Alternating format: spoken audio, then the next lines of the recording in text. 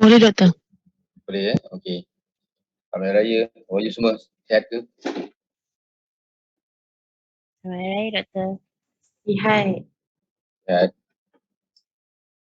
Semua dah ada dekat college ke dekat rumah lagi?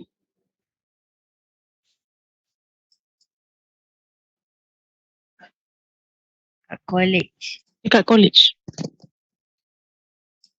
Okey. Alright, kalau siapa tahu yang kawan yang belum join, please let them know, inform them to join us now because I'm going to start. Lagi 5 orang. Okay, anyway, it's already 9:17. Let's start our lecture.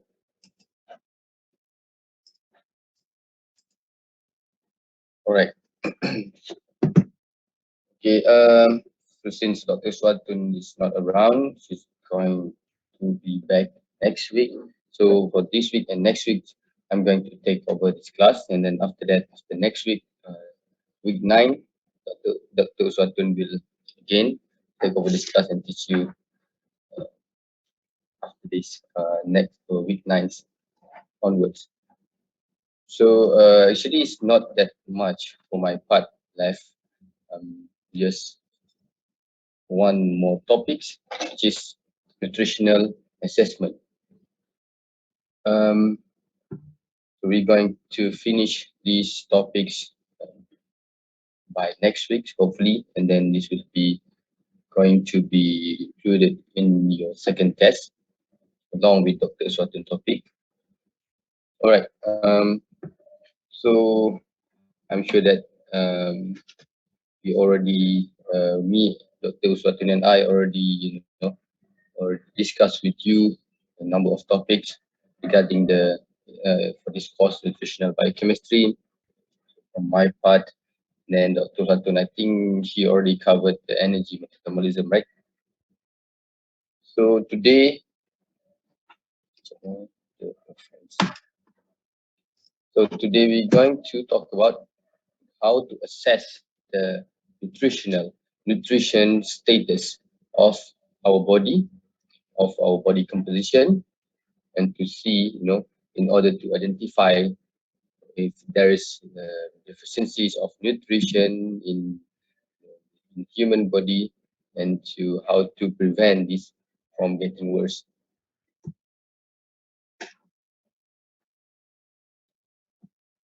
So topic outlines about nutritional assessment. We're going to see how to assess the nutritional status of our body, body composition assessment technique. There are a few techniques in order to assess the nutritional status of our body. One of them is body composition assessment techniques, biochemical assessment of micronutrient malnutrition. So in these techniques, we're going to assess in more detail on the biochemical, the level of biomolecules in our body that's relevant to our nutritional status, and then to summarize all the assessment that are there to be used.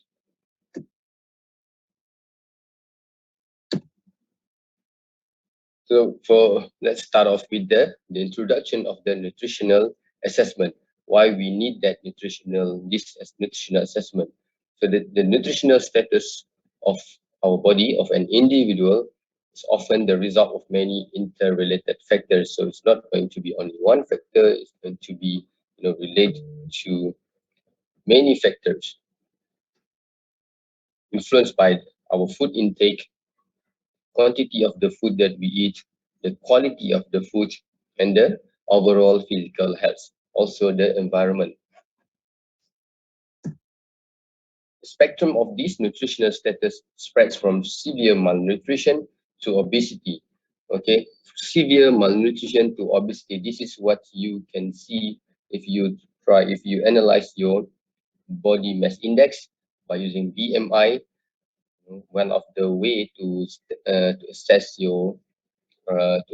our body composition by using BMI, body mass index, And this body mass index, is categorized from severe malnutrition to obesity. Why we need this nutritional assessment? Is it very important?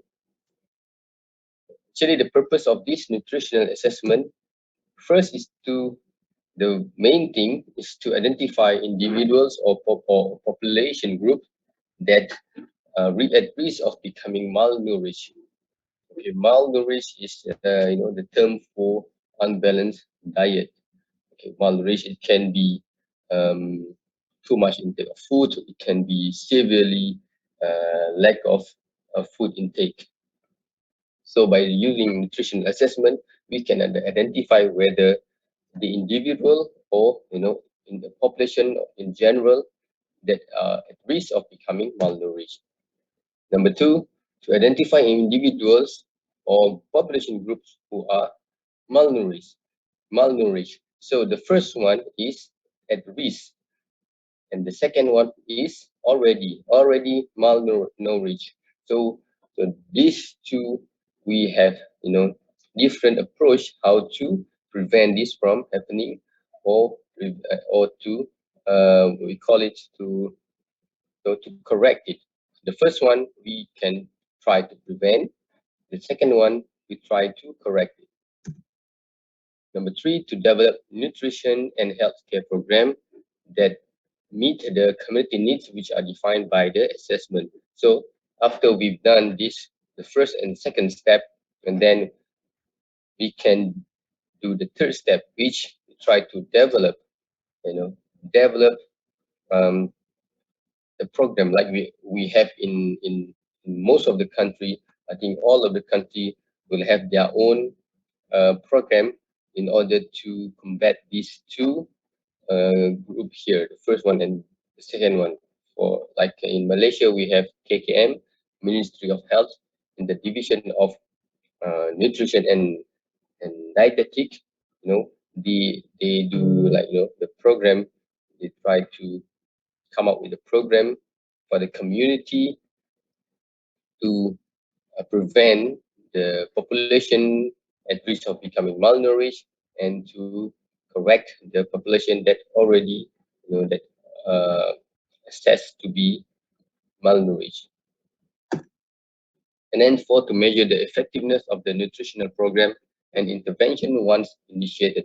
So for us here in Malaysia, our Ministry of Health, after they identify the group of becoming risk of malnourished or already malnourished, they create a program in order to overcome these two here.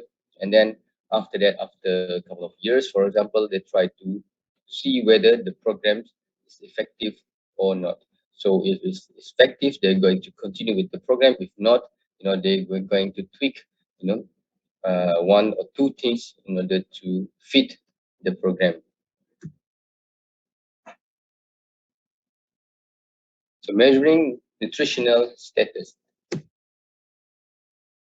Infant and young child feeding practice is one of the way to do this.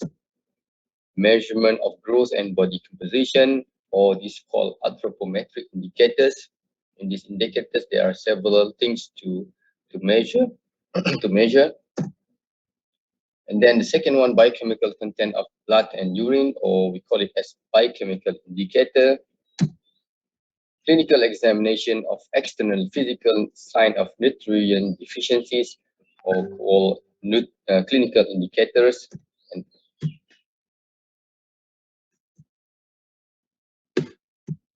all right, so this is so there are three, or actually, uh, yeah, there are three types of nutritional status measurement that can be done. The first, anthropometric. A for anthropometric, B for biochemical, C for clinical. So it's make it easier for us to memorize. Anthropometric indicators, measuring growth and body composition such as height, weight, and so on. Biochemical indicators, to analyze the blood and the urine, while clinical indicators, clinical examination of external physical sign of nutrient deficiency. So first, they're going to move from the first A, and then B, and then C. So the methods of nutritional assessment, two methods: direct methods, which is dealing with the individual and measure objective criteria, while the second method is called direct methods, use community health indices that reflects nutritional influence. The first one, we are going to deal with the individual. And then the second one, indirect methods, we use the community health indices we're going to see later on. So let's see first the direct nutritional assessment. Method number one, direct method. So this direct method can be summarized as A, B, C, D. Anthropometry, the first one. So anthropometry is the measurement of height, weight, and BMI. BMI, the body mass index. Biochemical, the analysis of blood, urine, and other body tissue in order to see in depth what's going to happen in the individual's nutritional status. The third one, clinical, complete physical examination and the medical and psychosocial history. We're going to see more in depth, about the individual, the physical examination. We're going to see the medical history and the psychosocial history of the individual. And number four, the last one, is dietary. The foods and quantities eaten. We're going to. This is the last one is like it is a questionnaire. Where the trained individual will ask the patient or individual at risk about their foods and quantities of food eaten, their eating habits, accessibility of food, and cultural and socio-economic factor that affects selection of food. So, for direct method, we're going to use A, B, C, D. First, anthropometry, biochemical, clinical, and dietary. First off, anthropometry method. Anthropo, is a human, metry, measurement. So anthropometry, human measurement, the measurement of human body. So anthropometric measurements used to assess either growth or change in the body composition of people you are responsible for example, the children. So what we are going to measure: the length, the height, the weight, then the head circumference.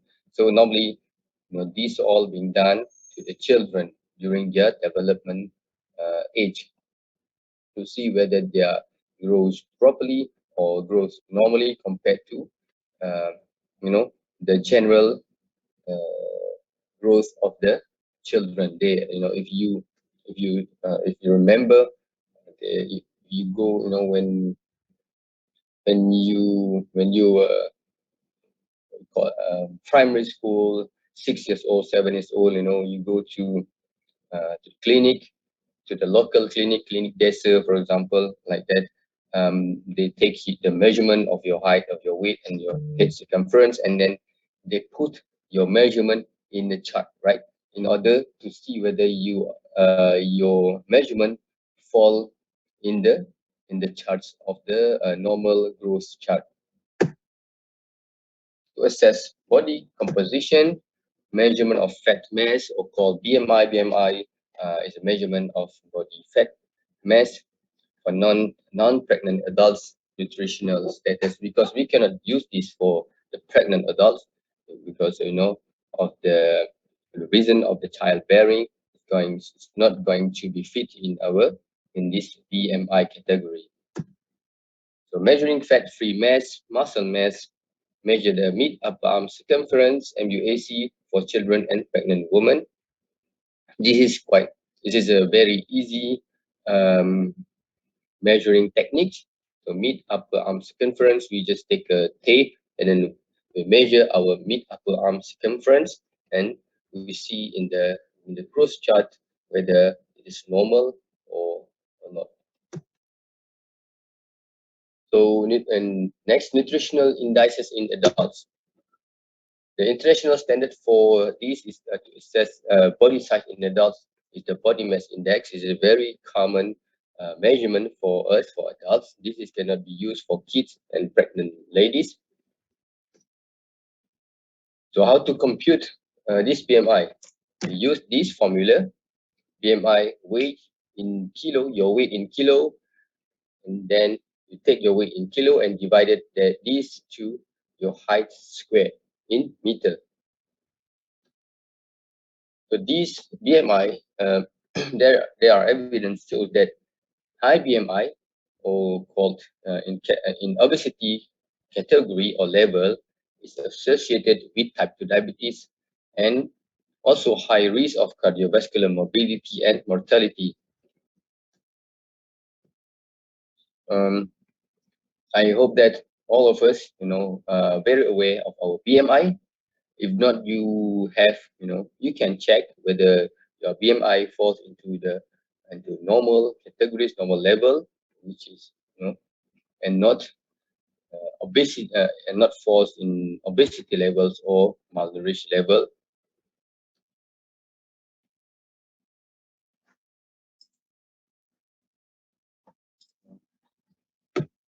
So anthropometry cutoff point for screening in the community for SAM and MAM using MUAC, mid upper arm circumference. So this is the tape. It's not a fancy tape. It's just very basic tape, normal tape. This is how the trained individual use it. Take the tape and measure your mid upper arm circumference. Your arm from your uh, from your shoulder to your elbow, and then halfway, that's is your mid upper arm circumference. So target groups: children under 5. The measurement should be 11 to 11.9. So moderate and acute malnutrition. Below this, severe acute malnutrition. For pregnant women or adults, 17 to 21 centimeter is considered as moderate malnutrition. 18 to 21, moderate malnutrition. Below 17, severe malnutrition. Below 18, with recent weight loss, severe malnutrition. So they use, and then after they measure the kids or the pregnant women or adults, they go back to this table here and to see whether the individual that they are already measured falls under this one of these categories, right? So we want that to be above 12 for children and above 21 for the pregnant woman or adults. So if below this is is considered MAM or SAM.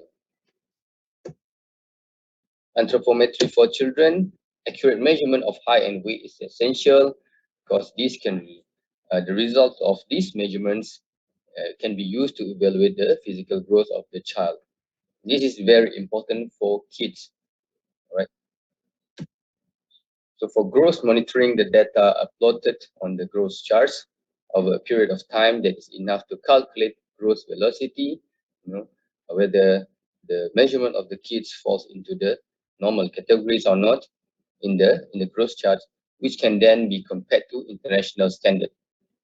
So again, this standard, it depends on uh, the country that we are measuring. So we cannot use, for example, here Malaysian standard. We cannot use a British standard, American standard, because it's the type of their body type is their genetic, and their body type is very much different with us here in Malaysia. So we need to use the growth chart of the standard that we have in Malaysia.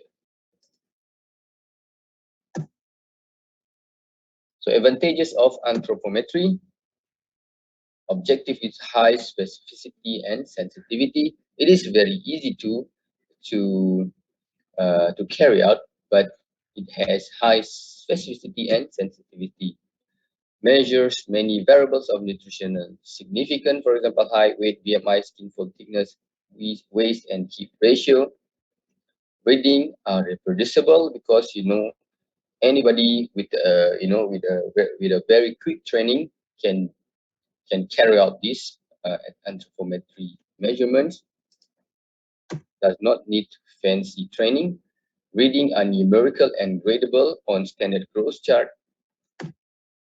This is not expensive.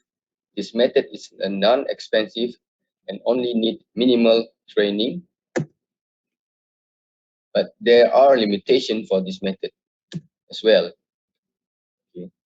Such as inter-observer error in measurement. For example, if um, if you take the kids and you put it on the scale, for example, to measure the height of the children, right?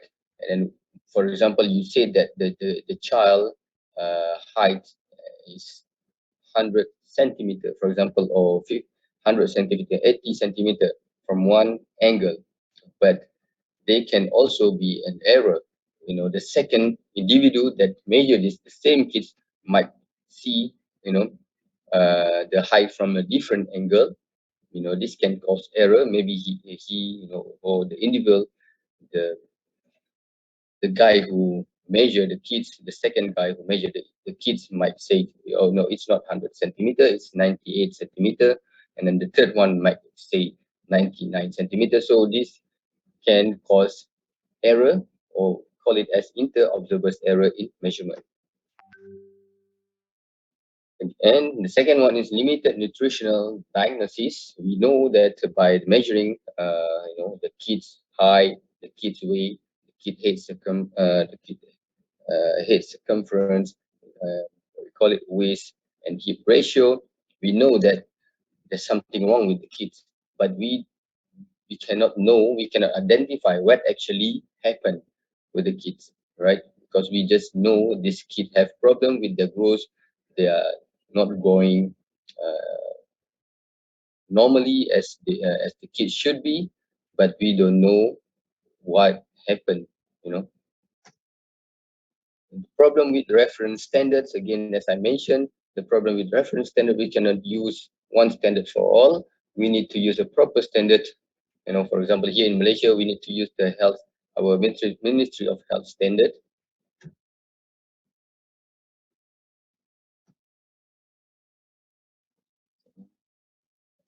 So, okay, these anthropometric methods have,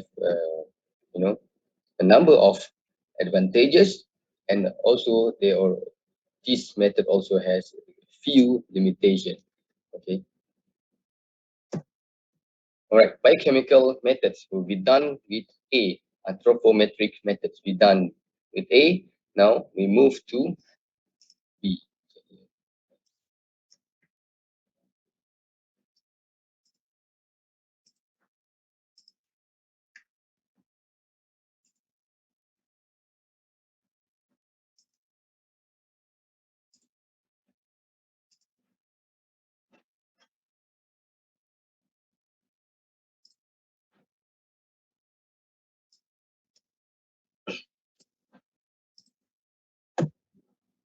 All right. Biochemical methods B. Analysis of blood, urine, and other body tissue. Two approaches in this biochemical method. First one, initial laboratory assessment. The second one, specific lab test. The first initial laboratory assessment, for example, hemoglobin estimation, most important test, useful index of the overall state of nutrition. Beside anemia, it also tells about protein and trace element nutrition in the individual body. Stool examination, presence of ova and or intestinal parasite. So for this initial laboratory assessment, normally, you know, we we test, we analyze the hemoglobin in order to see the overall state of nutrition, and also we can see the amount of protein and trace element nutrition in the individual body. And next one, stool examination, where we try to see if there is presence of ova or parasites in the stool. So that indicates the presence of parasites in the individual's body. And number three, urine dipsticks and microscopy for albumin, sugar, and blood. While for the specific lab tests, measurement of individual nutrient in body fluids, you know, more specific, such as serum retinol, serum iron, urinary iodine, vitamin D. Now, previously, for the first one here, initial laboratory assessment, we just see the general, albumin, protein levels, and so on. But for the specific lab test, we try to see these individual, um, uh, you know, parameter here: serums, retinol, serums, iron, urinary iodine, and vitamin D. Detection of abnormal level of metabolite in the urine, for example, urinary creatine and hydroxyproline. Analysis of hair and nails and skin for micronutrient. So we're going to see whether, the level of creatine and hydroxyproline in the urine to indicate the abnormal amount of metabolite in the urine, and we also analyze hair, nails, and skin for micronutrients. So the advantages of biochemical methods. These biochemical methods, it is useful to detecting early changes in body metabolism and nutrition. If we can detect something, we can try to prevent it from getting worse. So this biochemical method is precise, accurate, and reproducible. Useful to validate data obtained from dietary methods. For example, comparing salt intake with 24 hours urinary excretion, we always see the same results if you repeat these tests. But the limitation, time consuming, it takes time to analyze all these protein, albumin, serum retinol, and so on. It's going to be expensive because you need to use different instrument for different methods. Sometimes the instrument can be very expensive. They cannot be applied on large scale. Why? Because it's expensive and time consuming. So this you cannot do this for community assessment. You just do this for individual assessment, because can you imagine if you do this in the community level, in one area, maybe the couple of thousand people living in one area. You take sample from that particular person in the community, in each and every single person in that community, and then you try to run all those biochemical analysis. It's going to be, it's going to take very long time, and it's not really appropriate, or it's not really, it's going to be very expensive to do that. Need trained personnel and facilities. We need to have a very good facilities with a very good and a very sensitive instrument to do this. And plus, when we have all those facilities and instrument, we need trained personnel. To have this trained personnel, we need to send them for a proper training for a couple of months or years, for example. So it's not going to be easy. All right. So it's a very sensitive method, but the limitation is, these four can limit this biochemical method. So only use this for specific individuals, not for the community. The last one, the third one, A, B, C. Now C, clinical assessment, essential features of all nutrition survey. The simplest and most practical method of ascertaining the nutritional status of group of individual, utilizes a number of physical signs that are known to be associated with malnutrition and deficiencies of vitamins and micronutrients. This is also called general clinical examination. So by doing clinical assessment, nutritional history should be obtained first, and general clinical examination with special attention to organ like hair, gum, nails, skin, eyes, muscle, bone, thyroid gland. This is, few organ that going to pay special attention while doing this general clinical examination. So by examining all of these organs, this can give a detection of relevant signs, helps in establishing the nutritional diagnosis. So, for example, here clinical methods of assessing nutritional status: bilateral pitting edema in children. So, if, for example, the trained individual found that the children has, bilateral pitting edema by applying normal thumb pressure on both feet for 3 seconds. If you can do now, take your thumb, pressure both feet for 3 seconds. You can see if a shallow, you can see, you will make a shallow print. So if a shallow print persists on both feet, then the children has nutritional edema or pitting edema. So you just take your thumb, you press on your feet for 3 seconds. Normally, it can go back to to normal just within a second. But if when you press your thumb on your feet and the shallow prints persist, it's not going back to normal. So it can identify that the children has nutritional edema. Bitter spots.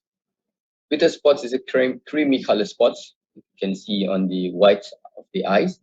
So if the kids having or children having these bitter spots, we know that this is caused by the deficiency of vitamin A.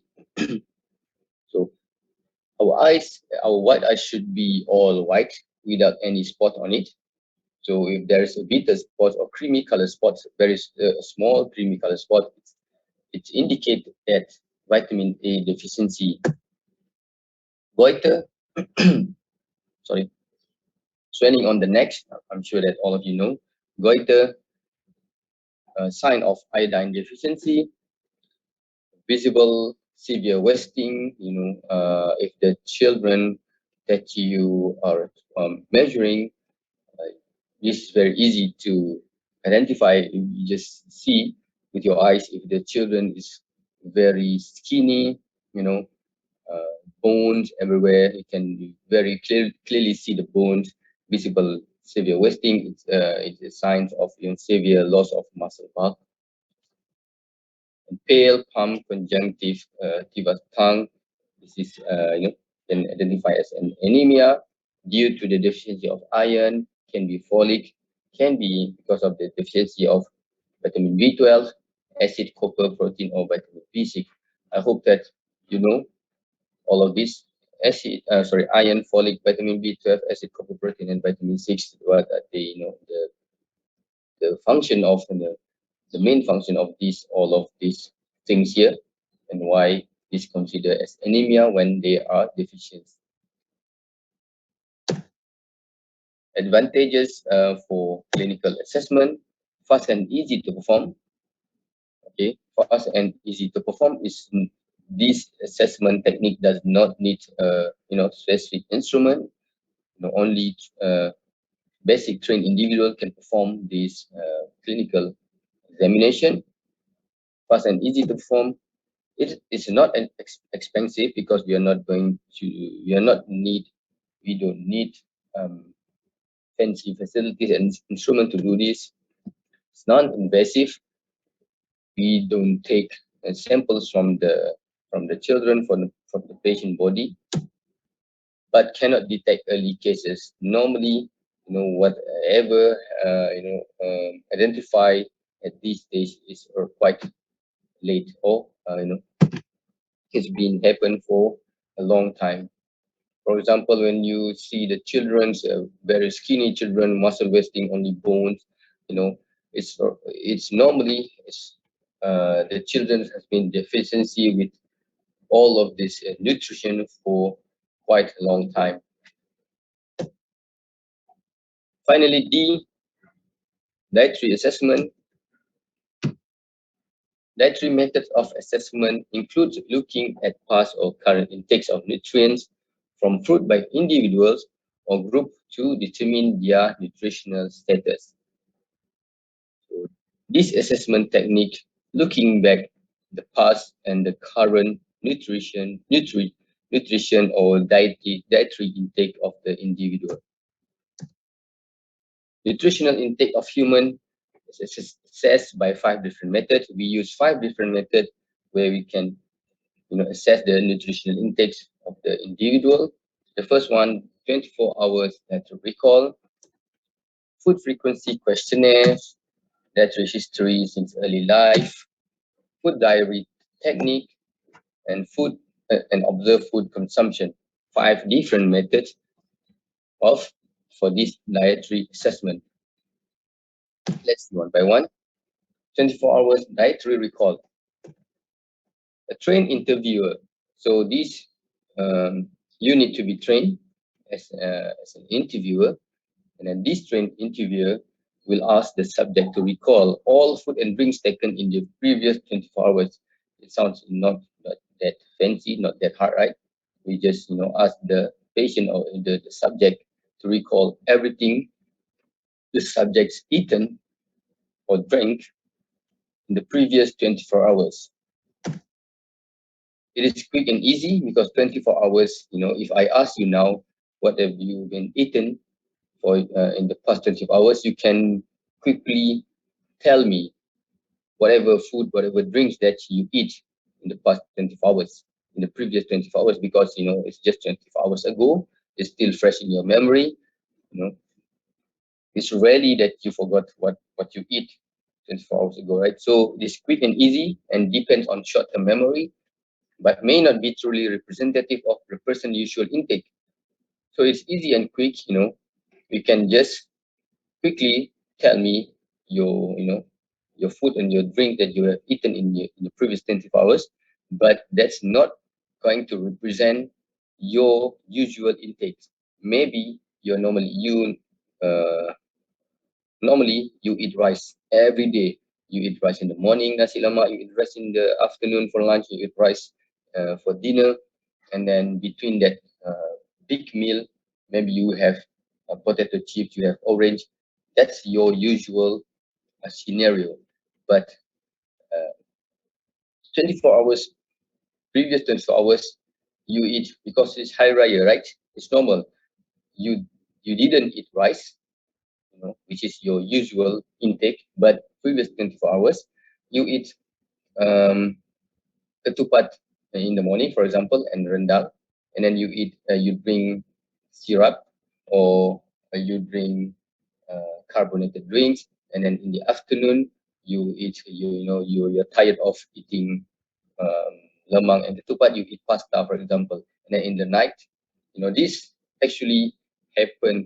This scenario is actually happen. If you go back, anywhere in Malaysia, for example, the first raya in the morning, if you go to McDonald's, there will be very few people. If you go to the McDonald's, to have your dinner or KFC or anywhere fast food, you're going to see a very long queue because people get tired of eating raya food. So this is, maybe this is your previous 24 hours food and drink, but that's not represent, your usual intake, because this is, a seasonal food that we eat during Hari Raya. So the problem is that it's not going to represent the person usual intake. So number two, food frequency questionnaire. Again, this is questionnaire where this method, in this method, the individual or the subject is given a list of around 100 food items to indicate his or her intake, frequency and quantity per day, per week, and per month. How do they come up with this 100 food intake? Sorry, 100 food item. It depends on the locality, depend on the country. For example, in Malaysia, we try to find the most common 100 food item that represent all Malay, Chinese, Indian, and Bumiputra and so on. we try to find the most common 100 food item that come to represent Malaysian community, and we give to the subject. We ask the subject to identify, type of food that the subjects eaten, and the frequency and the quantity per day, per week, and per month. Second. All right. In these methods, food frequency questionnaire is not expensive. We just give, the list to the subjects. Nothing, nothing fancy here. More representative and easy to use. All right. So because when you are being given hundreds, list of 100 food items, if let's say you already forgot what you eat last week, but when you see the list, you can straight away, um, you know, get, you can straight away remember what you eat. For example, last week or last month, because the list is there, you just try to see whether you have eaten this previously or not. And it's easy to use, but the limitations are discussively always questionnaire, any questionnaire normally going to take quite long time, long questionnaire, few pages. Error with estimating serving size. Again, you know that, okay, I can recall from this list of 100 food item, I eat this foods, but I can remember how much I ate, right? Normally, you know what you eat, but you might not remember how much you eat. So error with estimating serving size. Needs updating with new commercial food product to keep pace with changing dietary habits. So again, nowadays, the modern days, new foods coming very quickly, commercial foods product coming very quickly in the market. So we need to update this questionnaire and include the new commercial product in the list. Number three, dietary history. This dietary history, we try to recall our dietary, our food and our diet. Accurate method for assessing the nutritional status. Information should be collected by a trained interviewer. Again, the trained interviewer will do this assessment. Details about usual intake, types, amount, frequency, and timing needs to be obtained. Cross-checking to verify data is important. Okay, this is, dietary history. We try to ask the subjects really needs to give a good, uh, correct amount of the intake, type of food, frequency, how how often, he or she eat that type of food to the interviewer. So cross-checking to verify the data important. Number four, food diary. So food intake, type of foods, the amount of foods should be recorded by the subject at the time of consumption. For example, um, the person that carry out this assessment, the first time, you know, the person, the interviewer will ask you, okay, you go back home and the next month come back, and then within the 1 month you should do your food diary. Every time you eat or you drink something, whether it's a very small amount or large amount, you need to write down every day, every single time you eat or you drink something. The length of the collection period ranging between 1 to 7 days, reliable but difficult to maintain. Again, yeah, as human, right? You need to be very disciplined to do this. It's difficult to maintain. Sometimes you forgot, to write, and then you try to memorize. You ca- you kind of like lost the exact amount of the exact, type of food that you eaten. That's the best thing to do is you write after you eat, but it's very difficult to maintain.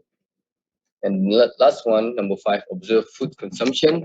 The most unused method in clinical practice, but it is recommended for research purposes. So normally we don't use this, only for research, for KKM, for our Ministry of Health, they do this for research purposes. They don't do this for individual.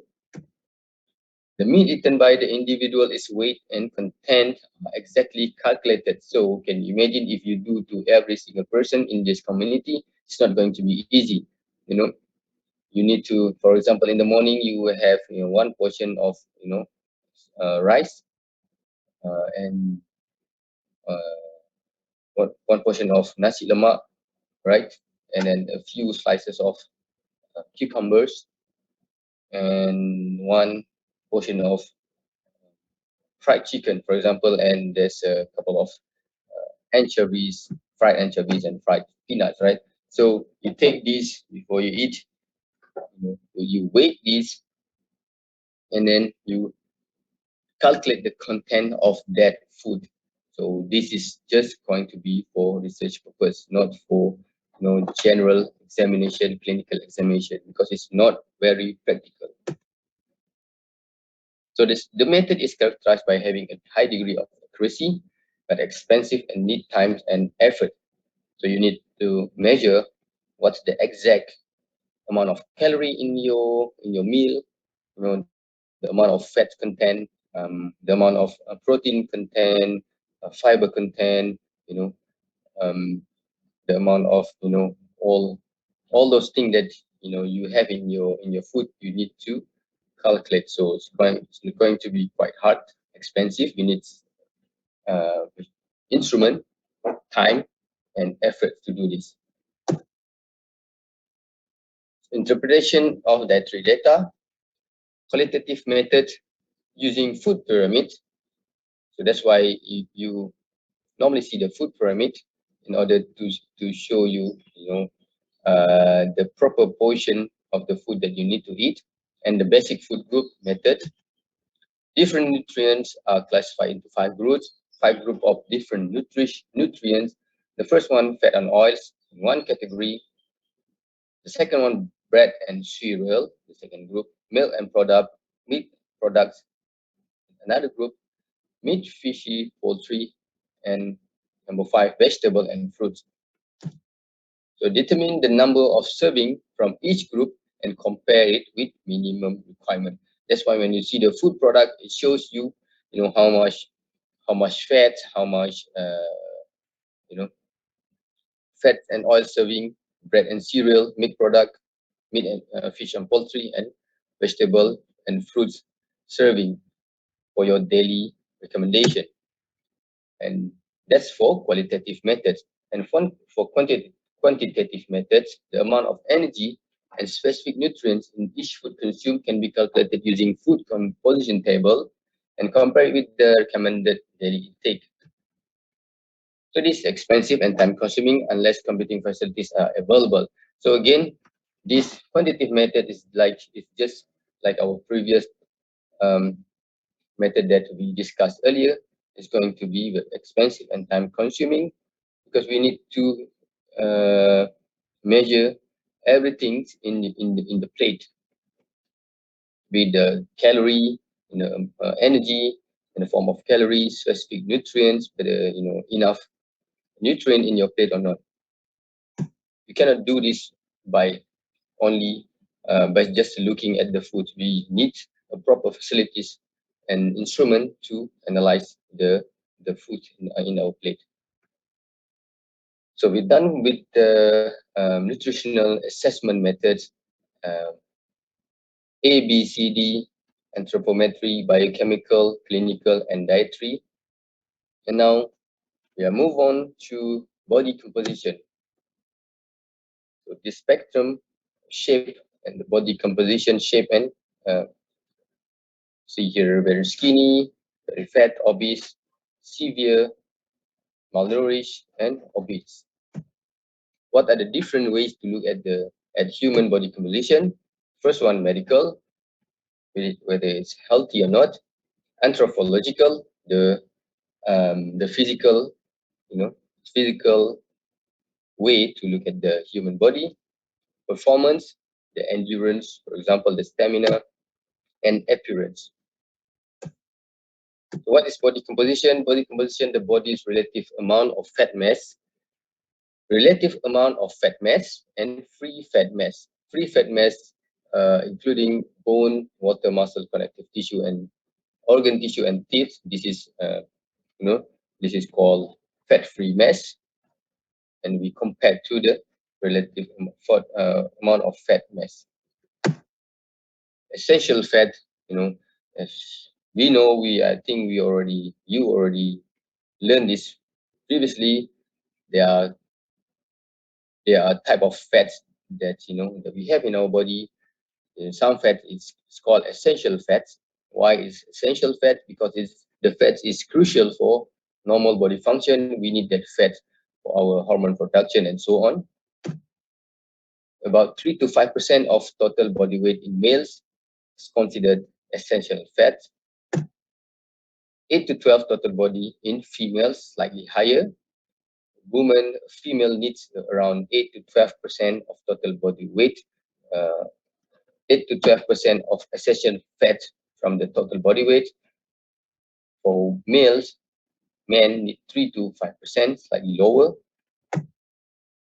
For non-essential fats, or called fat storage, or also called as adipose tissue, represented by adipose tissue, we call it as non-essential fat. It's just a storage of fat.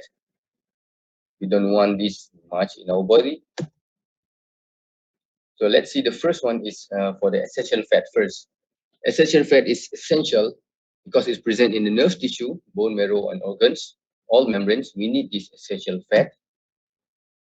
In women, it's higher than men because it includes sex characteristic fats related to childbearing and hormone-related function. That's why women, require higher amount of essential fats compared to men.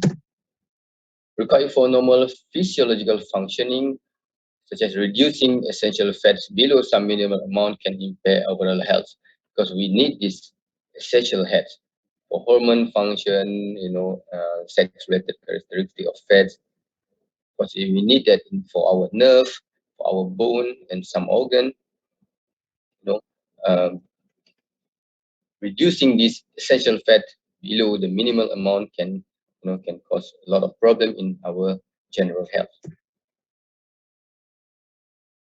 So typical body composition for males and females.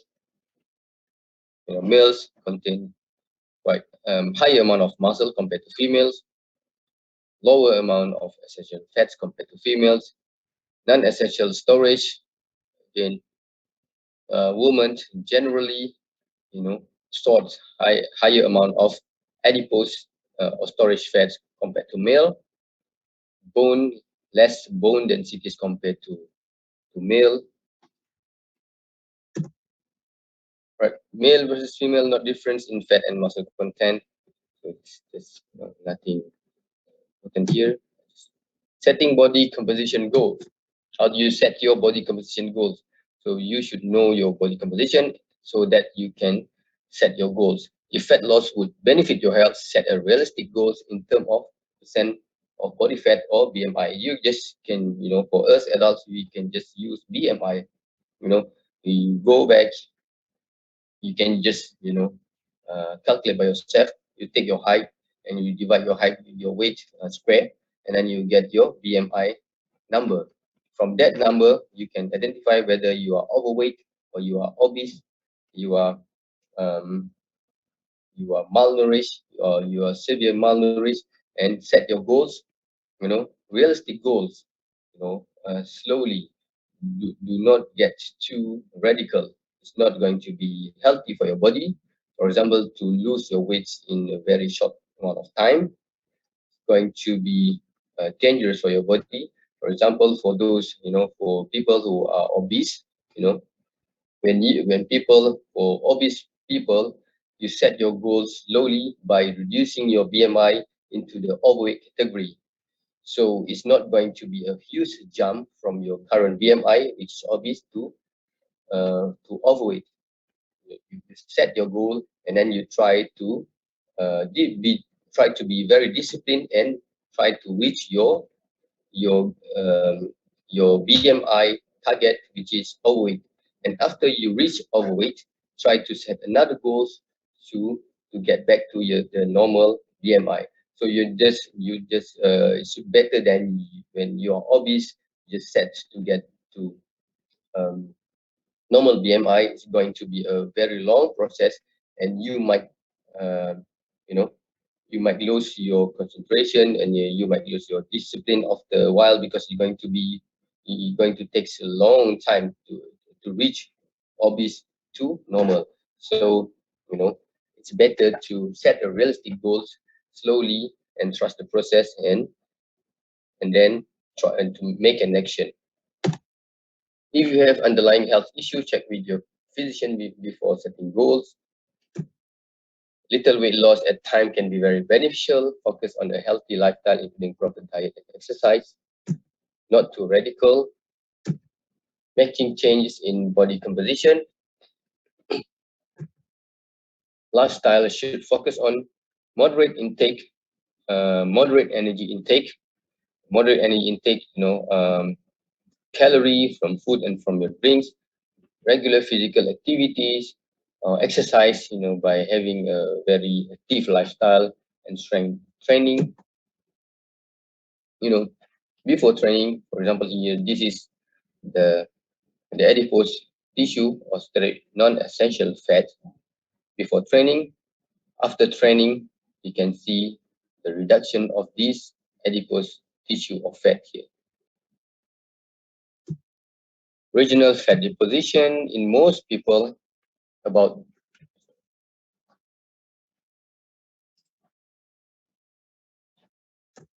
about 90% of body fat is subcutaneous. What is subcutaneous? Subcutaneous, below the skin. Another 10% is visceral fat, intra-abdominal. Visceral fat, intra-abdominal, between the organ. Abdominal body fat poses greater health risk than fat stored in other area. Okay, again, we don't want this number, too high, because it poses greater risk than fat stored in other area. For example, males store more fat centrally and have increased health risks associated with body fatness. For male, we tend to grow, to store our fat centrally. And by having this more fat in our central region of our body, it also increases the health risks associated with body fatness, such as cardiovascular disease and so on. So female, lower part tend to store more fat in their lower part. So male, apple shape, female pear shape, higher health risk, lower health risk. So male, higher health risk because we store our fat in centrally. How about the visceral fats and diseases? The relation of the amount of visceral fats and diseases. So you see here, visceral fat intra-abdominal, between the organ, subcutaneous fat under the skin. All right, subcutaneous fat is very easy to remove by you are doing exercise, fit, healthy, active lifestyle. You can quite easily, by take care of your food intake, you can easily reduce the amount of the subcutaneous fat. But visceral fat momentum is quite hard to remove. So subcutaneous fat produces beneficial molecules such as leptin, adiponectin. Leptin, if you still remember, the hormones that what tell us to stop eating. We are already too much to eat. Our body, adipocytes will produce leptin and tells the body to stop eating. And adiponectin, while for visceral fat produce higher proportion of molecule with potentially deleterious health effects. So these subcutaneous fat produce leptin, which is good, but while the visceral fat, produce molecules that's quite dangerous and can have deleterious health effects, such as cytokines. These cytokines can trigger low-level inflammation, risk factor for heart disease, and etc. precursor for angiotensin, cause blood vessels to constrict and blood pressure to rise. More recently, so these visceral fat secretes more retinol binding protein, RBP4, increase insulin resistance. So there are latest, not latest, couple of years back, you know, research has found that by having higher amount of visceral fats, um, this can produce high amount of RBP4, retinol binding protein, and this RBP4 responsible in increasing insulin resistance from type 2 diabetes and so on. So that's why we need to make sure that the visceral fats content in our body less than 10%. So for men, carry their fats excessively in the abdominal, women in the lower part, hips, thigh, and it's kind of like pear shape.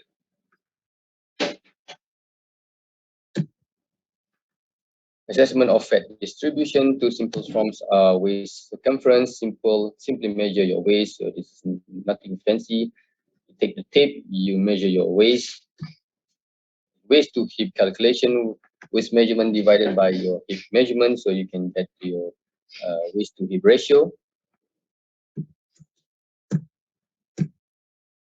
So the by doing that, you can determine whether you are at risk of for disease such as type 2 diabetes or um, cardiovascular disease. When for men, the waist circumference is more than 40 inches. So we need to have waist circumference less than 40 and the waist to hip ratio higher than 0.94.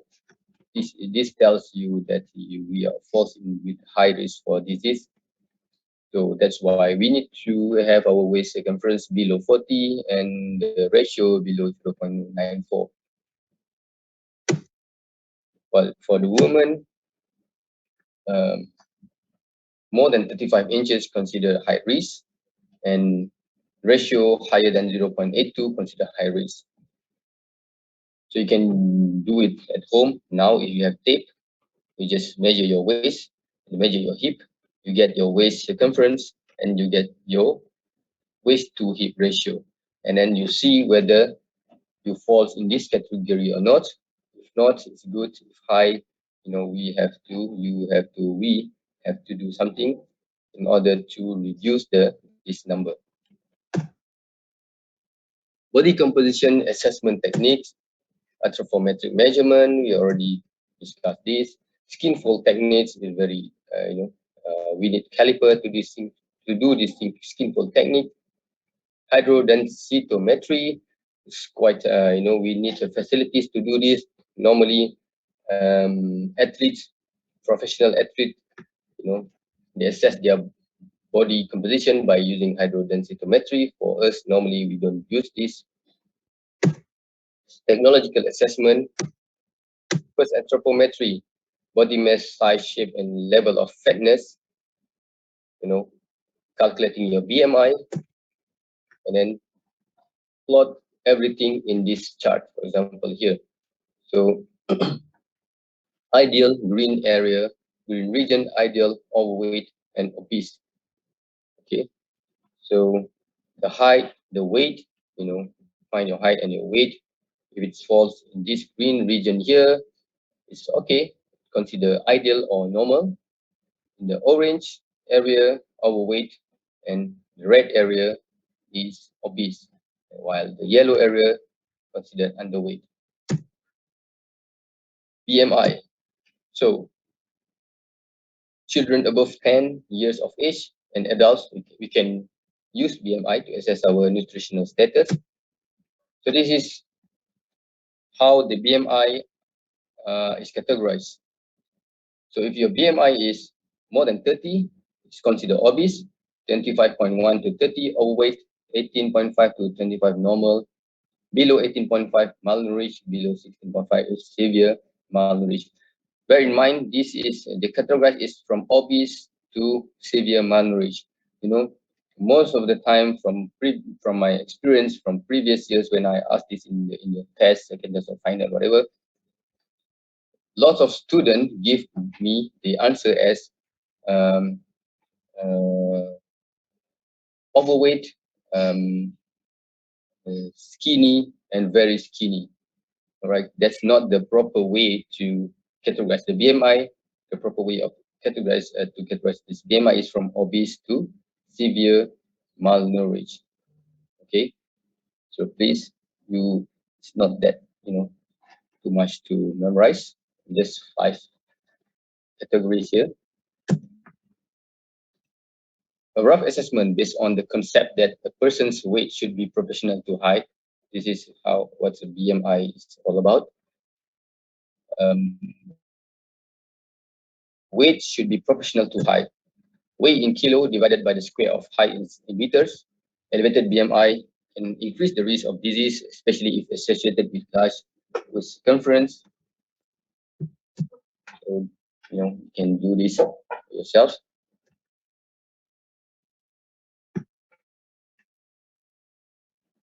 So body mass index related to type 2 diabetes. Okay, here relative risk of type 2 diabetes, body mass index here. So less than 21, the relative risk of type 2 diabetes very low. When for those who obese, as it move the chart here, the relative risk of type 2 diabetes increase drastically from healthy weight to obese. You can see quite high.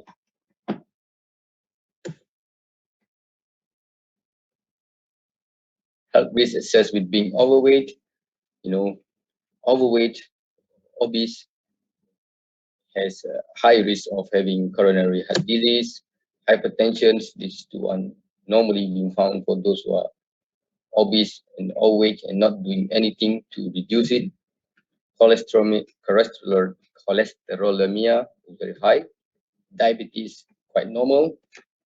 So that's why we need to have a set goal to reduce our body mass index BMI, because we don't want this risk. We don't want to have this risk. So how to estimate our body fat? We use caliper. This thing is called caliper, right? Skin fold thickness. We measure the thickness of our skin fold in our body at the different parts of our body. Characterize subcutaneous fat thickness at various regions of body, because remember, subcutaneous is just below the skin, so we can measure the thickness of our subcutaneous fat. Different region. Layers of subcutaneous fat are measured at different sites of body to estimate total body fat level. So this is the subcutaneous fat. We use caliper. For example, here we use caliper to measure the skin fold thickness. Common sites, chest, 7-site procedure. We can measure the skin fold thickness at the chest area, axilla, tricep, subscapula at the back of our body, abdomen, as abdomen, supraelium, quite lower in our body, and thigh. So Jackson and Pollock, male chest, abdomen, and thigh. Females, Jackson and Pollock. Normally, when we don't measure all these area, we take the most common one, which is for male chest, abdomen, and thigh. Female triceps, supraelium, and thigh. So the area that male and female normally stored our subcutaneous fat. Alternative sites: tricep, abdomen, and calf. So the advantage is it's not expensive. You just buy a caliper. It's not going to be expensive. It's very fast. You just take the caliper, find the area sites that you want to measure, and you can do it very quickly and portable. You can do it anywhere and quite accurate. But the limitations are technician error. Sometimes you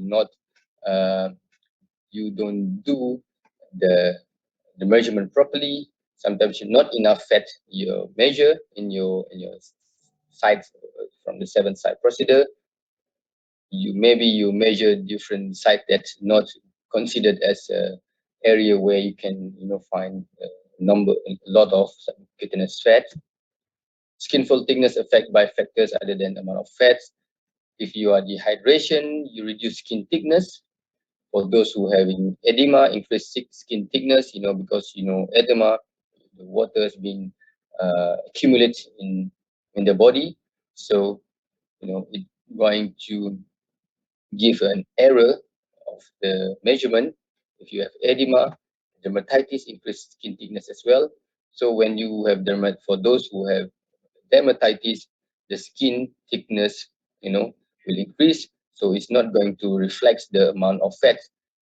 Instead, it's going to be error because of the thickness of skin increase. So that's the limitation for the skin fold thickness measurement or method. Hydrodensitometry. It's called underweight weighing, underwater weighing. This is how it looks like. One of the most common means for estimation body composition in research setting, often used as the criterion method for assessing percentage of body fat. So normally used for professional athletes, not for normal people like us.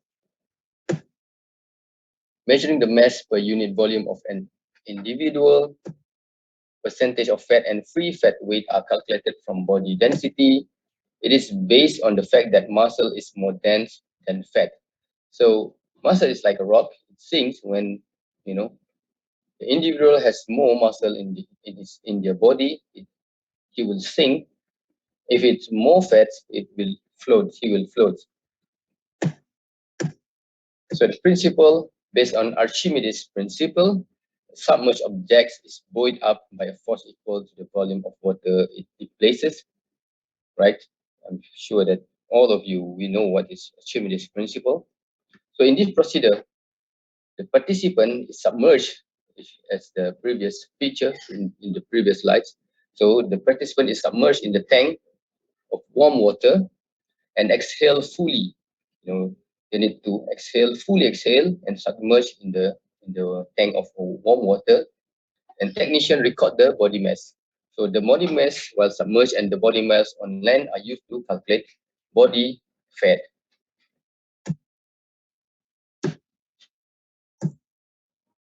And then another type of measurement to measure the body composition, BIA, bioelectric impedance, infrared spectroscopy, ultrasound. You can use ultrasound to measure body composition. You can use X-ray, MRI, and so on.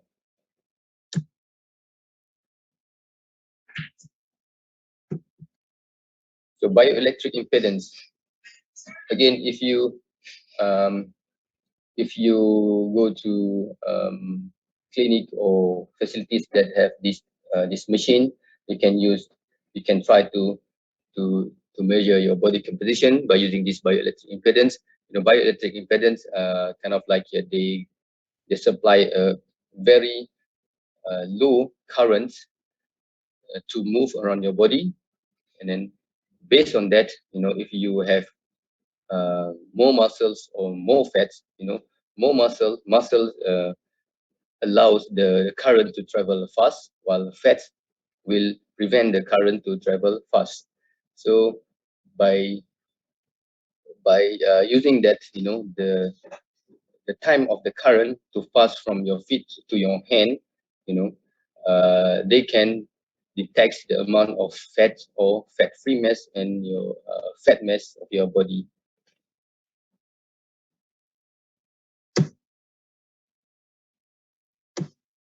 All right, I think we are done. We already reached the end of our slides. So we already discussed about the nutritional assessment, why we need nutritional assessment, what type of nutritional assessment or measurement that can be done in order to assess the nutritional status of individual, such as ABCD, anthropometric, biochemical, clinical assessment, and dietary. And each of these method has different type of techniques.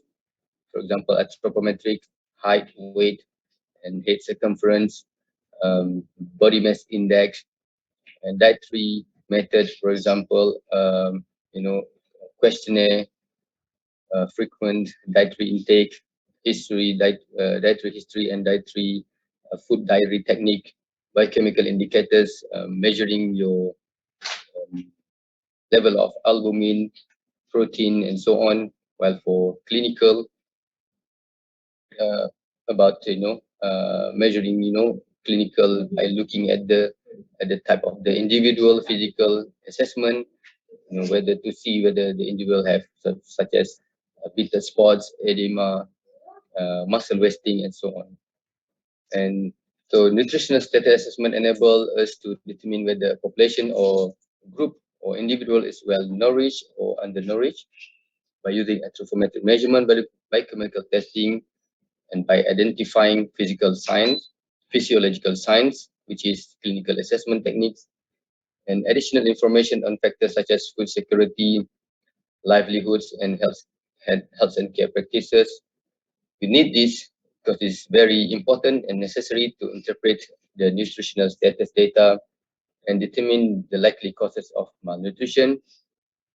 And by combining all these dietary, anthropometric, biochemical indicators, can strengthen nutritional assessment and its quality. So this is what's being done in all of the countries around the world in order to combat the malnutrition status. So that in our country we don't have a huge problem in terms of malnutrition, because we in our country we can have a good access to quality food and quality nutrition. But for those countries, unfortunate countries such as in African continent and in a war area where they don't have access to this type of foods, they can have a very huge problem for this of this malnutrition. All right. Um, okay. It's already 10:30. I think stop here. Before we stop, you have any question? Any question from the class?